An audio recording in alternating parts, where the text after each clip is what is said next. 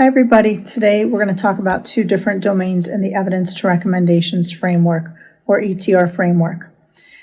One is called Values and Preferences, and the second is called Acceptability. And both of these demonstrate the importance of the wide array of viewpoints that are represented on the work groups. If you recall from our videos, work groups include people from professional societies that oversee or represent the healthcare providers and the individuals affected by age groups or by other measures. And so these individuals are really important to the conversations around these two domains. So values and preferences represents the individuals who will be affected by the policy. It considers how they feel about the relative risks and benefits of not only the vaccine, but also the disease that's being prevented. So again, the individuals on the work group have information about that because they talk to the families when they're working with them in their practices or wherever they're seeing the patients related to this potential policy that's being considered.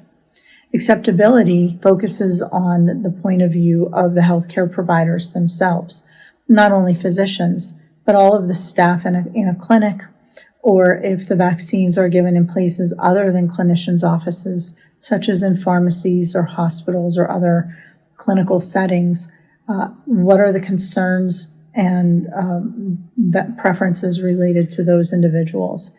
Will this policy work in a way that makes sense for their practices, such as to cut down on waste or to cut down on the potential for medical errors, things of that nature?